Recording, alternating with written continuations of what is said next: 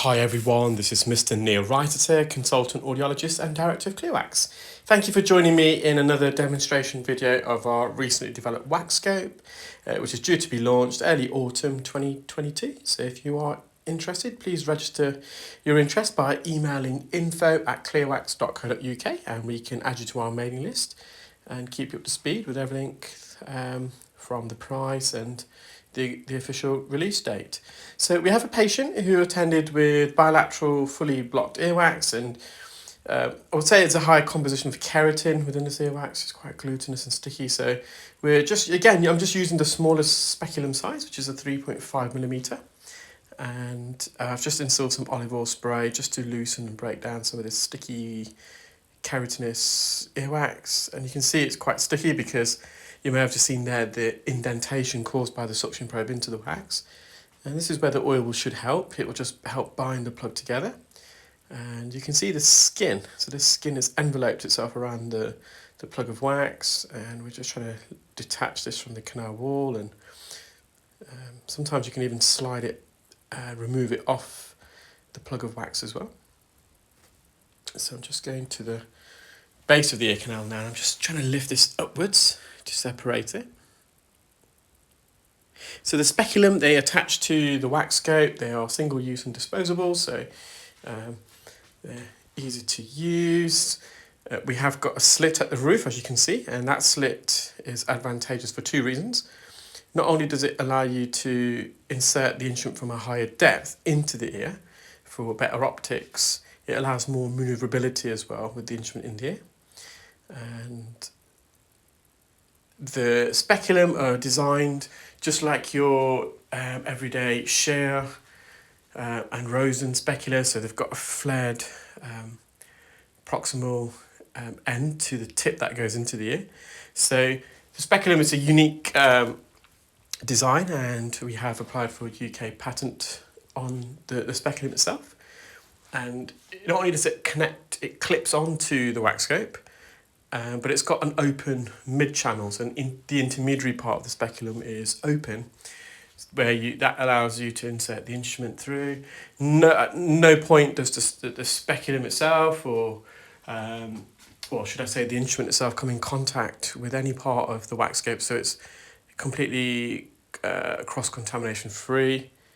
The instrument's not being inserted via a mounting system for speculum, which, although if the speculum is single use or disposable, the mounting system itself is not. So you're not getting any, you're not transferring any wax from patient to patient or infection or debris into that mounting system and then inadvertently passing it on to the next.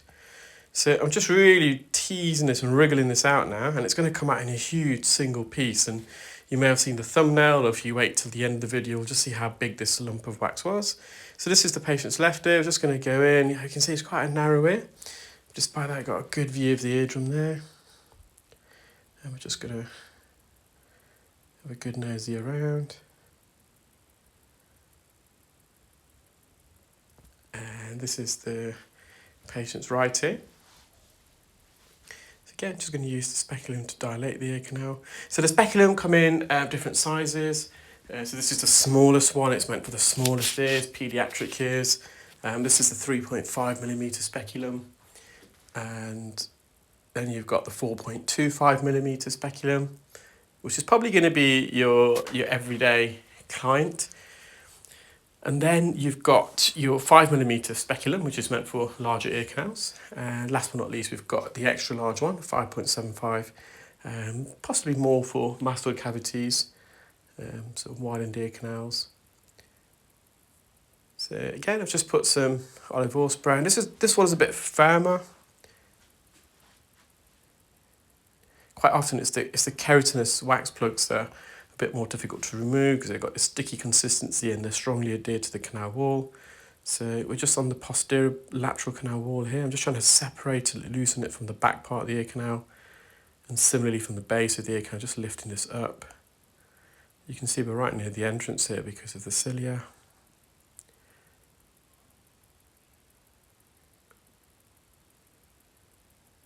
It's really quite stubborn. We're just going to be patient and tease this away. Only once you separate the wax plug can you then begin to remove it from the ear. So we're making good progress here. You can see already that's the lateral slit at the top, the open slit of the speculum. It really comes into its own here because it allows you so much manoeuvrability with the with the instrument. You can go up and down, left to right, which you probably wouldn't be able to with your standard speculum, or to a lesser range.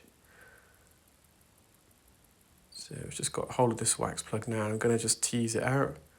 And this is where it's important as a clinical ear care specialist. You must know the dynamics, the anatomy of the ear, because we're having to, as I'm extracting this, you need to be knowing your architecture of the ear and pulling it in a certain direction around the second bend and past the first bend.